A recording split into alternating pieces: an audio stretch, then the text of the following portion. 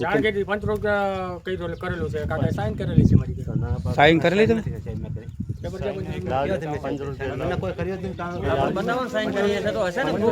હા હા ખેડૂતો સહી કરી છે તો તમારી પાસે પ્રૂફ હશે ને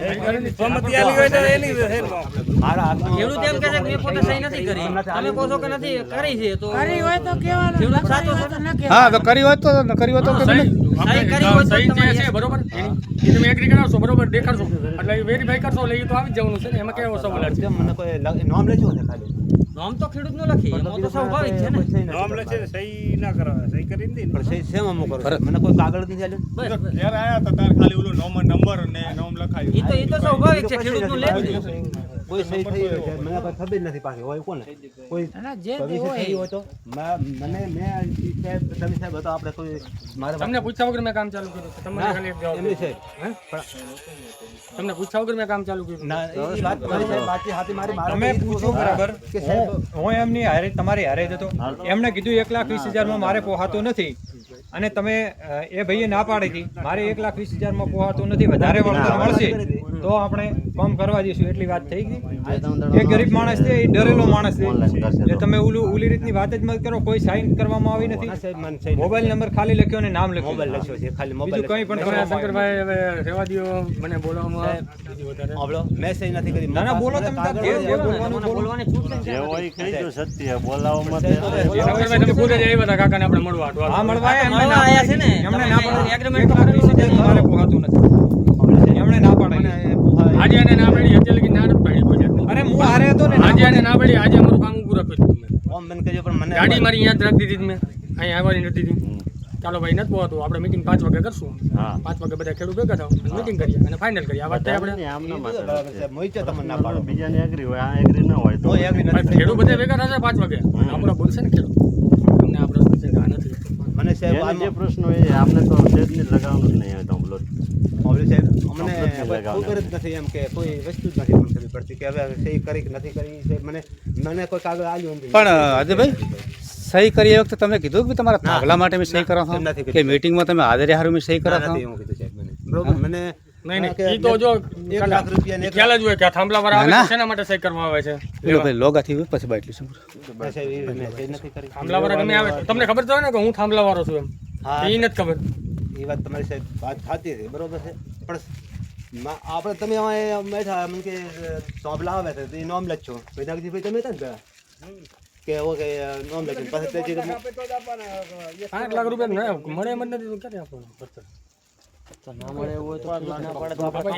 આપણે ક્યાં ખેડૂત આગળ ક્યાં જબરજસ્તી કરીને કાંઈ કરવું નથી બરોબર આપણે ઉભું રાખી દીધું આજે એને ના પાડી આપણે ઉભું રાખી દીધું આપણે કઈ ખેડૂતને કઈ દબ્બીને કામ તો ચાલુ નથી કર્યું બસ તો લોડર લાવીને બોલાવી દે હા હમણાં બોલાવી દે આનો એગ્રીમેન્ટ પહેલો થતો નહીં પછી ડાયરેક્ટ કોમ ચાલુ થઈ જાય પેલું એગ્રીમેન્ટ જોઈએ ને બીજું બનાવવું પડે ને એગ્રીમેન્ટ બનાવ્યું છે ને ફોર્મ એને સાઈન કરેલી છે મારી વાત સાંભળો તમારે સાઈન બતાવો ને બતાવો ને મને એગ્રીમેન્ટનું પ્રૂફ બતાવો